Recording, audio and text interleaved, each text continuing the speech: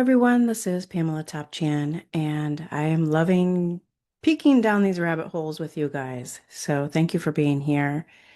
Today we're talking about religion, spirituality, and the potential connection to ETs.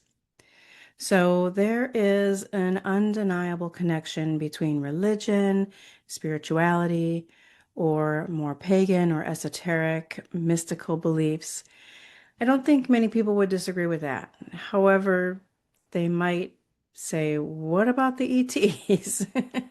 Extraterrestrials, otherworldly beings.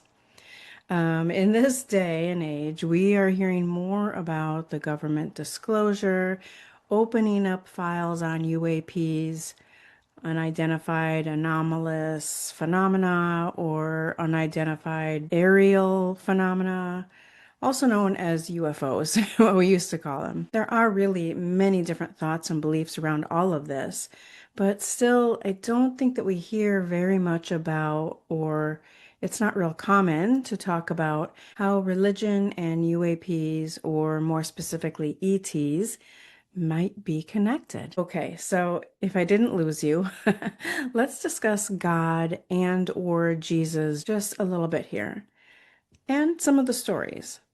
So let me preface this by saying that I don't practice any religion and I don't have a lot of knowledge in this area. Sorry to my mom. So, God in the religious belief system is sort of a mythical being, a heavenly being, or a being from the cosmos, right? Am I wrong? The quote unquote father or creator of everything? Some people who are not religious but consider themselves more spiritual will say that the term God to them means universal energy or universal love or, yeah, unconditional universal love, which is more of my belief. When I hear someone speak of God, I'm thinking of the the source energy, the universal energy.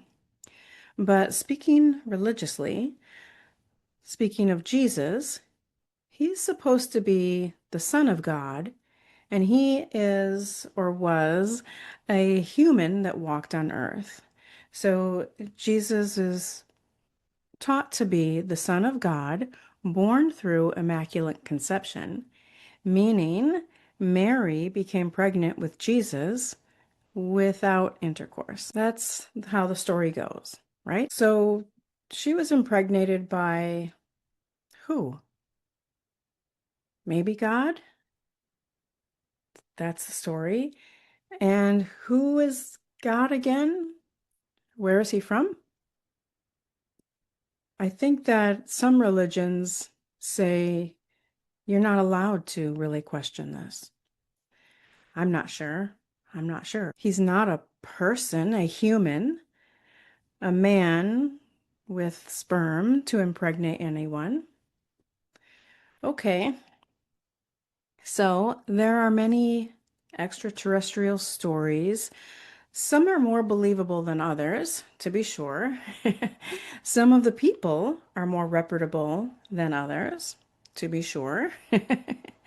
But some of these stories are of hybrid humans, and some of them talk about being impregnated after being abducted or becoming pregnant soon after being abducted, seemingly through their partners, but being given information, whether when they were abducted or in a dream or however, given information that this is a alien baby. I mean, that sounds out there.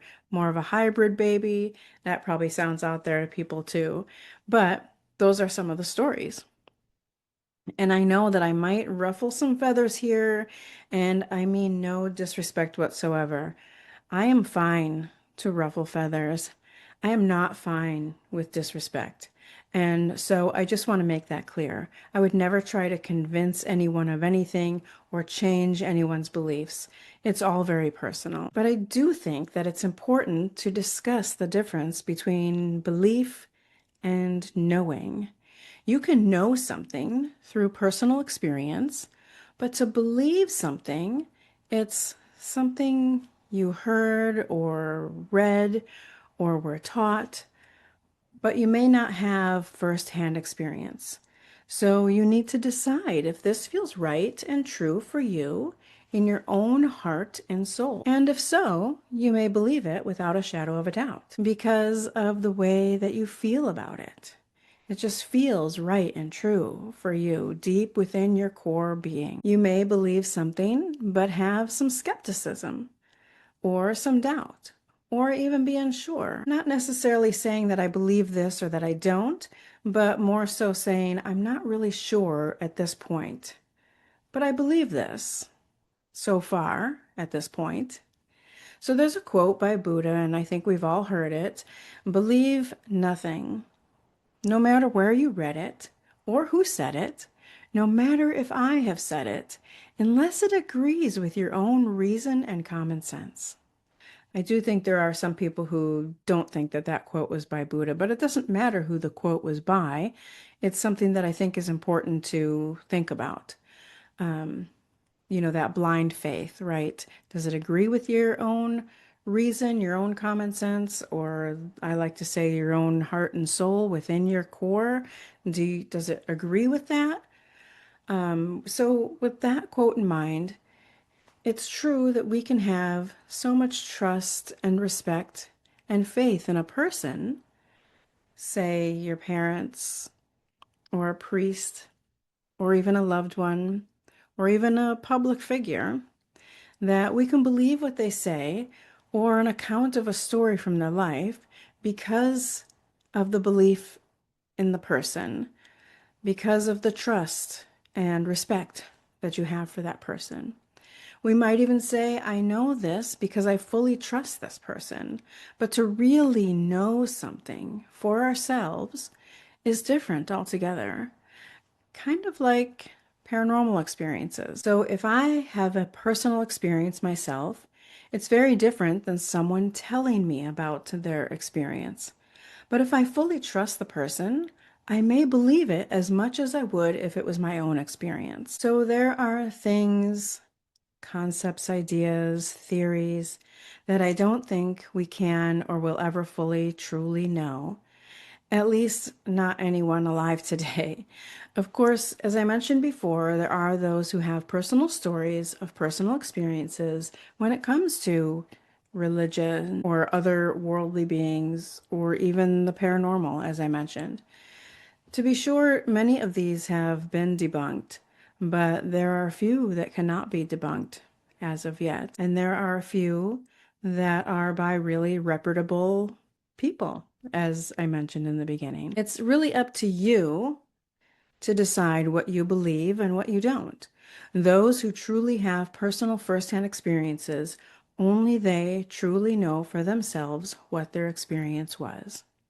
I do believe that multiple concepts or beliefs can overlap and be true at the same time, such as a belief in God as this holy being, but not considering yourself religious. Those two things can overlap, I believe, I feel. Or other kinds of concepts or stories that are considered more religious, but then not really feel like you fit in with any religion. Some people have personal paranormal experiences and will say, I don't believe in the paranormal, but I can't explain what this was. All of this is just showing a potential perspective and inviting you to open your mind and just contemplate or consider a different point of view than you might have before. So let's back up a little bit. If you look at some of the very old religious artwork, some of them have some very interesting references to UFOs or ETs, which have mostly been written off as symbolism. I'll post a list of a few of them in the description under this video so you can check them out for yourself. I think that in another video I may have discussed angels and spirits and the paranormal, just questioning, but I think all of those things can overlap, and the rose by any other name, right, would smell just as sweet. meaning it doesn't matter what you call it, it doesn't matter the word you use. Are they all the same? Do they overlap? Are they all completely different things? Just a question, just something to think about. So, the 14-year-old boy whose real life exorcism in 1949, which inspired both the novel and the film, grew up to have a 40-year career as a NASA engineer. And that rhymes. He was known by the pseudonym Ronald Doe, but his real identity was revealed later as Ronald Edwin Hunkeleer. I think I've said that last name incorrectly, but Hunkeleer. It's just kind of interesting. So, what am I talking about here? What does this even mean? What does this mean for our daily lives? And what are we supposed to do with these thoughts and these potential theories about religion, spirituality, and the connection with ETs or UAPs or the potential connection? Well, I think it's just an opening of the mind to different perspectives. Regardless of long-held beliefs, I think it's healthy to consider different perspectives and possible ideas. We can say it's all too out there to even consider seriously, or we can say this is kind of interesting. But don't torture yourself about it. We can't have the answers. We will not have the answers. But it's fun to think about. I'm having fun anyway, kind of peeking down these rabbit holes a little bit. But if it bothers you, if it makes you feel confused or uneasy or even angry, it might be something to just sit with. Maybe not even the ideas I've presented here, but more so why you have the feelings that you do around all of this. Especially if you're having some strong feelings. That in itself is interesting to think about. Sometimes the questions and the ponderings are more important, more useful, and more fun than the answers. So, thank you all for being here. And if you watched to the end, I welcome your feedback and your constructive criticism. As always, if you have a topic for discussion, I love getting your suggestions. I usually discuss topics on mental health and holistic health or self-care, and I'm happy to do, and I know I will be doing a lot more of those as well. But obviously, sharing with all of you some of these deeper thoughts more lately has been really fun and interesting for me. I feel like that I might need to make yet another playlist for these rabbit holes that I'm peeking into. I don't think I'm going too deep, really. I think I'm just peeking into them at this moment, but it's fun to peek down there, and maybe we'll go deeper later. So thank you once again for being here. If you're not subscribed, please subscribe, and I hope that this was fun.